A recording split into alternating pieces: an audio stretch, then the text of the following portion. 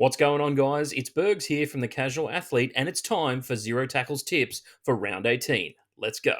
First up, Thursday night action with the Eels taking on the Rabbitohs at CommBank Stadium. Now, the Eels have named two debutants in the side this week. Jake Tungo gets his spot on the wing with the injured Micah Sevo being out for 5 to 6 weeks at this stage. And Charlie Geimer, the first time we're going to be seeing him this year. I really like the look of the Rabbitohs forward pack this week. It's much more beefed up than it has been at different stages this year. Sean Kepi is back into the side. We have Cam Murray out on the flank, as well as Jai Arrow on one of the edges as well, and Cleon Kaloamatangi still roaming the middle as well. I am going to stick with the Rabbitohs in this one. They do have a great record against Parramatta. They've won 8 out of the last 10 games against them. For Parramatta, I do think that they are better than their position on the ladder would suggest. They've had so many injuries that you can poke a stick at. They've had coaching issues this year. It just really hasn't come together for them. However, I am going to stick with the Rabbitohs here. Alex Johnston always has a field day whenever they play Parramatta, and that left side will see plenty of action. I just can't really see it coming together for the Eels this week. So many injuries to speak of. Friday night, the Sharks take on the Titans at Coffs Harbour, of all places. Now, the Sharks have a great record against the Titans. They've won 9 in a row against them to this point. And you got to say, for the Titans, they had a very impressive last time out. 66-6 against the Warriors is what they're coming off, and a bye week to rest those weary injuries. For the Sharks, it was disappointing on Friday night. You could probably say that. A Matt Burton field goal ended them in golden point, and Nico had a perfect chance to ice the game, but just couldn't get it done. For the Titans, I really like them in this game. AJ Brimson is back into the side at 6. Keanu Kinney stays at fullback, and no doubt he has been impressive in those matchups. And if you think I'm talking up the Titans, that's because I'm going to go with them this week. I think they get it done 1-12. I know the Sharks don't tend to lose too many in a row, and they don't tend to lose too many against the bottom 8 teams, but I just think there's something about the Titans at the moment. They aren't easy beats, and the Sharks, well, they can tend to fall off if they face a little bit of adversity. I'm going to go the Titans, 1-12. Friday night, for your viewing pleasure, it's the grand final rematch up at Suncorp this time, and the Panthers are shooting for 4 in a row against the Broncos. Now, they did get the win earlier this year, but that was with Nathan Cleary in the side. But this time, it's Jerome Luai taking on that number 7 role, with Jack Cole in the 6 jersey. Dylan Edwards and all the Origin stars are back for the Panthers, as are the Broncos Origin stars.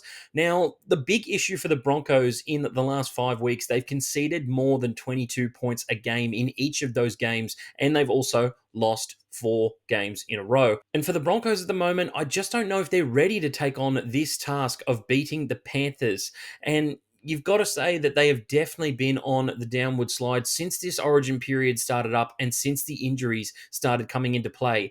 I feel like they're almost playing like they're waiting for Adam Reynolds to come back into the side and save them going into the finals, but I just feel like you can't play like that. And for the Panthers, well, they had a loss last week, and I tell you what, they don't lose too many games in a row. I'll be going the Panthers here. I just can't really see a way for the Broncos to win this one. But if they are to snap out of form, geez, this would be a hell of a statement to make. But I'm going to go the Panthers, 1-12. Saturday afternoon takes us first to a core stadium where the Dogs take on the Warriors. Now, surprising stat that you might not know is that the Warriors have not lost to the Dogs since 2018. And for the Dogs, they are in supreme form this year. They boast one of the best defenses in the comp. And for the Warriors, I think they got a great bounce back win last week. It just really isn't working with Sean Johnson in the side at the moment. I know he's injured at this point in time, but Tamari Martin has turned into Superman when he puts on that number 7 jersey, and he's in the 7 jersey again this week. I do think for the Dogs that once again, they struggled to score more points than their opponent, but they still got the win against the Sharks, an impressive win as well. They were down going into the last few minutes of that game, and Burton slotting it from 35 meters out in Golden Point. Man, you got to give some props to the kid. But I'm going to go with the Warriors in this one. I just really like the way that they shape up when Sean Johnson isn't in the team. I like the way that Chanel Harris-Tavita was playing last week. He got a double as well. It really frees up both sides of the field for attacking raids, and their forwards really play well off the back and give those 7 and 6 some time to play. And just for the Dogs, I do think that their forward pack is still a little bit small at the moment, but they are playing above their weight each and every week. I just don't think they'll get the win in this one. It's been a couple of really tough fixtures in a row, a couple of turnarounds. They do have one of the worst schedules this year, the Dogs, as far as, their matchups are concerned. So I just think they'll have to take the L in this one. Warriors 1 to 12. Saturday afternoon continues at Leichhardt, where the Tigers take on the Storm. Now, this one's pretty simple, isn't it? I think the Storm are shooting for an impressive 7 in a row against the Tigers, although the Tigers are yet to lose at Leichhardt Oval this year. I think for the Storm, it's great news to see that Ryan Pappenhausen is back in the side this week. Unfortunately, Harry Grant has not been named in the side whatsoever. He is looking to be rested once again from that head cut that he had in Origin last Wednesday. I just think for the Tigers, this is once again a little bit of a bridge too far. It's tough to back up and have the Roosters and the Storm back to back. I think the Storm are resting a few players as well. Could be a little bit of complacency there.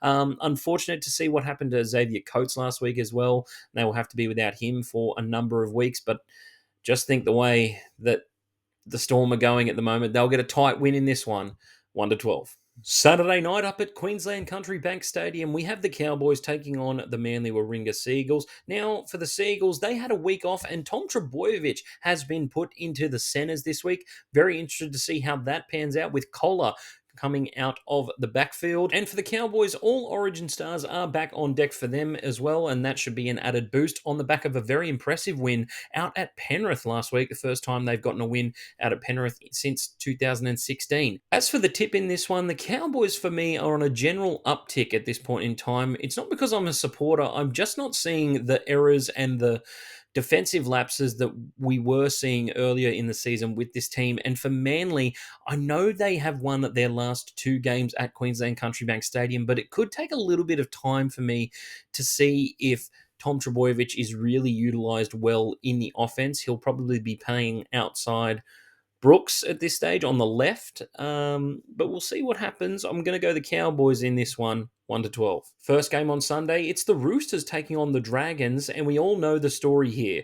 The Dragons were flat out bullied on Anzac Day and will no doubt be wanting to rectify that immediately. In my opinion, this Dragon side are completely different to the one that we were seeing earlier in the season. They've really flicked the switch into utilising their powerful second rowers, Jaden Sewer, Faitala Mariner, Luciano Leilua off the bench, and it's really working well in creating inroads for Ben Hunt and Kyle Flanagan to work off the back of. For the Roosters, they have one of the best forward packs in the game at the moment. They're just playing Victor Radley out on the edge because they can. He's one of the best locks in the game, but Connor Watson has been deadly in that position this year. I think this game is going to be much closer than the scoreline predicts. I'm actually going to go the Dragons in this one. The Roosters' outside back rotation for me is they're clutching at straws right now. They've got Jennings back in this week. No doubt he may be a couple of weeks undone. And then we've also got Satili Tupanua playing out at centre. Hasn't done a lot of centre at NRL level. And you got Zach Lomax coming back into the side this week. I just think it's really going to open up well for the Dragons, and they'll be able to utilise those second row forwards. But they've really got to stop the middle forwards of the Roosters, and that'll be key. I'm going to go the Dragons. 1 to 12. Last game of the round, and it's the Raiders taking on the Knights at GIO Stadium. And it's a really interesting matchup as far as tipping is concerned because Kalen Ponga has been named in the 1 jersey for the Knights, and that is well ahead of the schedule and the plans, I guess, of every fantasy player in the country at this point in time. For the Raiders, I definitely saw a much improved defensive effort last week. They just had a bit of a change to their spine, and that is the kind of thing that could take weeks, even months to develop, with KO Weeks coming into the fullback role and Adam Cook slipping into the halfback role. Big news. I was very Raiders forward earlier this week, but if Kalen Ponga's back and he is fit, I really could see this Raiders form slump continuing, and it'll be a 4th game in a row that they've lost, and they haven't got a great record this year at GIO Stadium. I'm going to go the Knights in this one. I didn't think that I would earlier in the week, but I've Seen a shiny new Ponga, and I've got to go with him. Knights, 13 plus. So that's it for my tips this week, guys. I'll catch you on the next one.